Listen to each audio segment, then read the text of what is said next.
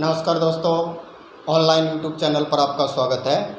दोस्तों, आज हम लोग चर्चा करेंगे जो मारवाड़ के जो पंच पीर प्रसिद्ध हैं, उन पंच पीरों में से सबसे पहले हम लोग बात करेंगे बाबा रामदेव की। ये जो बाबा रामदेव जी जो हैं, इन्हें पंच पीरों के अंतर्गत माना गया है।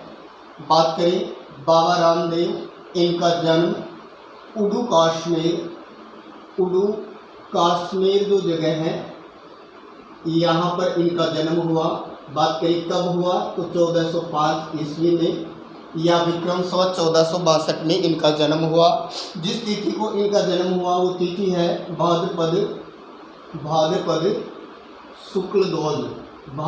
शुक्ल दोज। इसी को बाबा के बर्थडे के रूप में या जन्मदिन के रूप में मनाते हैं। इसको बोलते हैं बाबेरी दूज। इनका जो जन्मदिन है वो बाबेरी दूज के रूप में मनाया जाता है। बात करें इनके पिता का नाम अजमाल जी था। पिता का नाम अजमाल जी था और इनकी माता का नाम मैणादे था।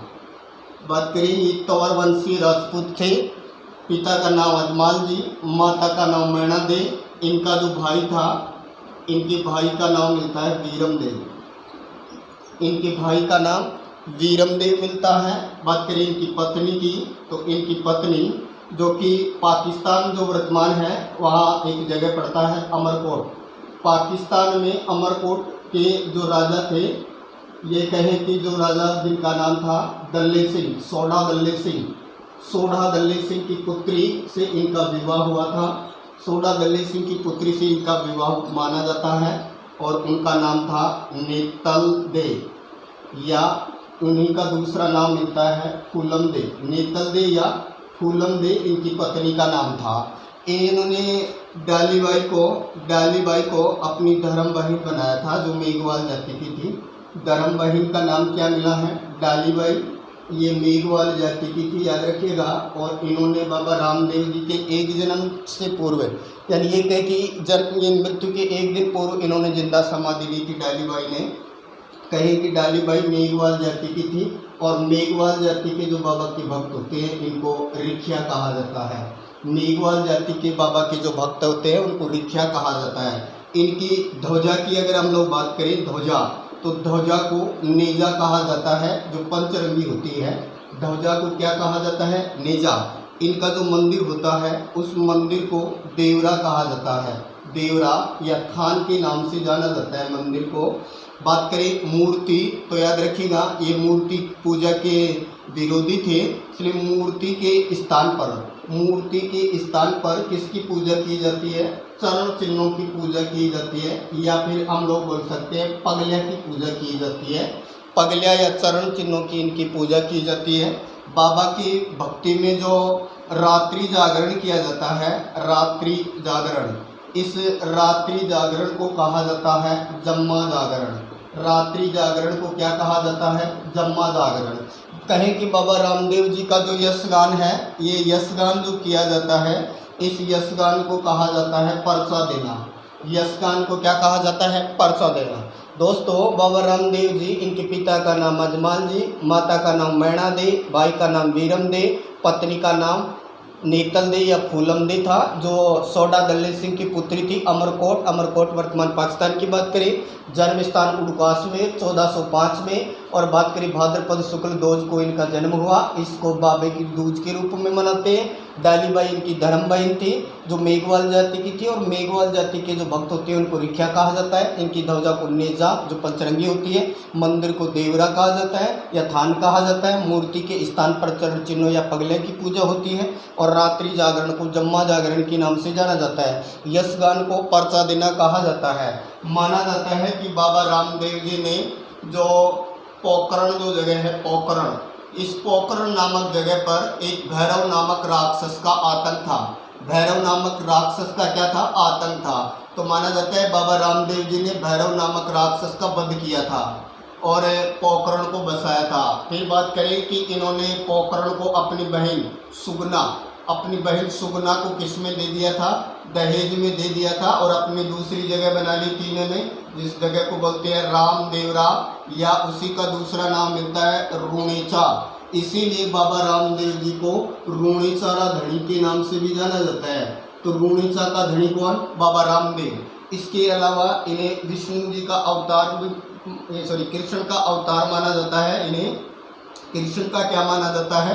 अवतार माना गया है। और इनके जो भाई हैं जिनका नाम वीरमदेव मिलता है, इन्हें बलराम का अवतार माना गया है। इनके भाई वीरमदेव को बलराम का अवतार माना गया है। मुस्लिम लोग इनको रामसा पीर के रूप में पूजा करते हैं। रामसा पीर के रूप में मुस्लिम लोग इनकी पूजा करते हैं। माना जाता है कि एक बार मक्का से 5 पीर आए थे। जब मक्का से 5 पीर आए तो इन्होंने बाबा रामदेव की परीक्षा लेनी चाहिए, इसलिए वो इनसे मिले। तो बाबा रामदेव जी ने भोजन के लिए कहा, तो इन लोगों ने ये कहा कि हम हमारे बर्तन हैं वो मक्का छोड़ के आ गए हैं। तो बाबा रामदेव जी ने अपने हाथ ऊपर किए और मक्का से कटोरे प्रकट हो गए। कहते हैं उन 5 पीरों, ये कहे कि वो जो 5 पीर आए थे मक्का से, उन्होंने इनको कहा था पीरों का पीर। तो याद रखिए, पीरों का पीर भी कौन है? बाबा रामदेव जी को ही पीरों का पीर कहा जाता है। जो मक्का से आए थे 5 पीर, उनके द्वारा इन्हें पीरों का पीर कहा गया, क्योंकि इन्होंने भोजन के पात्र उपलब्ध करवाए थे उनके जो मक्का से आए थे। कहते हैं उन्होंने कहा था मैं तो केवल पीर हाँ, और थे पीरों का पीर। तो पोकरण को बसाया, भैरव नामक राक्षस का यहाँ वध किया। फिर पोकरण को दहेज में दे दिया, रूणीचा चले गए, उसे वहाँ रामदेव रहा है। और कृष्ण का अवतार मानते हैं इनको, बलराम का इनके भाई को अवतार मानते हैं। मुस्लिम लोग इन्हें रामसा पीर कहते हैं। और मक्का से आए 5 पीरों ने इन्हें कहा था पीरों का पीर। इसके अलावा दोस्तों बात करें तो ये जो बाबा रामदेव जी हैं, इन्होंने जो लोग हिंदू धर्म छोड़ चुके थे उन्हें वापस हिंदू धर्म में लाने के लिए एक आंदोलन भी चलाया था। इस आंदोलन को कहा जाता है परावर्तन आंदोलन या शुद्धि आंदोलन। अर्थात जो लोग हिंदू धर्म छोड़ चुके थे उन्हें वापस हिंदू धर्म में लाने के लिए इन्होंने परावर्तन आंदोलन चलाया था। और इसी परावर्तन आंदोलन को ही कहा जाता है शुद्धि आंदोलन। तो शुद्धि आंदोलन चलाने वाले भी कौन थे? तो बाबा रामदेव जी ही थे। शुद्धि आंदोलन अर्थात जो लोग हिंदू धर्म छोड़ चुके थे उन्हें वापस हिंदू धर्म में शामिल करने के लिए इन्होंने शुद्धि आंदोलन चलाया। इनका प्रमुख स्थान कहाँ है? तो जैसलमेर जो जिला है, इस जैसलमेर जिले के अंतर्गत एक जगह है रूणीचा। ये रूणीचा या रामदेवरा इनका मूल स्थान है, या कहें कि यहीं पर इनका मंदिर है। और यहाँ भाद्रपद शुक्ल दोज से और एकादशी तक मेला लगता है। और ये जो मेला है ये राजस्थान के अंतर्गत विशेष जाना जाता है। और कई बार परीक्षाओं में पूछा जाता है ये, क्योंकि ये सांप्रदायिक सद्भाव का सबसे बड़ा मेला है। सांप्रदायिक सद्भाव का ये सबसे बड़ा मेला है। इस मेले में सांप्रदायिक सद्भाव के लिए ये मेला जाना जाता है। माना जाता है कि बाबा रामदेव जी एकमात्र है। इनके गुरु की अगर बात की जाए तो इनके गुरु का नाम था बालीनाथ, याद रखिए। और जो लोक देवता मिलते हैं हड़बुजी, ये जो हड़बुजी थे, ये हड़बुजी इनके मौसेरे भाई थे। इनका जो मेला लगता है भाद्रपद शुक्ल दोज को, इस मेले में कामड़ जाति की जो महिलाएं होती हैं, कामड़ जाति की महिलाएं जो होती हैं एक विशेष प्रकार का नृत्य करती है जो बहुत फेमस होता है। इसको बोलते 13 ताली नृत्य। तो बाबा रामदेव जी के मेले में प्रमुख आकर्षण होता है 13 ताली नृत्य का, जो कामड़ जाति की महिलाएं करती हैं, पुरुष सहयोग करते हैं। इसमें 13 मंजीरों का प्रयोग किया जाता है। तो 13 ताली नृत्य किनके मेले में किया जाता है? बाबा रामदेव जी के मेले में किया जाता है। इसके अलावा बाबा रामदेव जी ने कामड़िया पंथ की स्थापना की थी। इस पंथ में सवर्ण और निवर्ण वर्ण सभी वर्णों के लोग निवास करते थे, और यानी ये कह सकते हैं इस पंथ के अंतर्गत या संप्रदाय के अंतर्गत शामिल थे। तो कामड़िया पंथ की स्थापना करने वाले भी कौन थे? बाबा रामदेव जी को ही माना जाता है। इसके अलावा दोस्तों याद रखिएगा, एकमात्र लोक देवता जिन्होंने जिंदा समाधि ली, एकमात्र लोक देवता या कहें कि जिन्होंने क्या ली, जिंदा समाधि ली थी, तो कहा जाता है इन्होंने राम सरोवर जो तालाब है, इस तालाब के किनारे जिंदा समाधि ली थी इन्होंने। तो याद रखिएगा ये समाधि लेने वाले लोक देवता के तौर पर जाने जाते हैं। कौन से तालाब के पास? तो राम सरोवर तालाब के पास। कहा जाता है एक दिन पूर्व इसी के पास में डाली बाई ने भी क्या ली थी? समाधि ली थी, जो इनकी मुँह बोली धर्म बहिन मानी गई है। कहा जाता है इस राम सरोवर तालाब में स्नान करने से कुष्ठ रोग दूर होता है, अर्थात कुष्ठ रोग दूर होता है जब इसमें स्नान किया जाता है। ये कहे कि बाबा रामदेव जी जो है एकमात्र ऐसे लोक देवता हैं जो कवि भी थे, एकमात्र लोक देवता जो कवि भी थे। इनकी एक प्रसिद्ध रचना है और रचना का नाम है 24 वाणियाँ। तो 24 वाणियाँ किनकी रचना है? तो याद रखिएगा 24 वाणियाँ बाबा रामदेव जी की रचना है। कहें कि बाबा रामदेव जी जो हैं ये पंच पीरों में शामिल किए जाते हैं।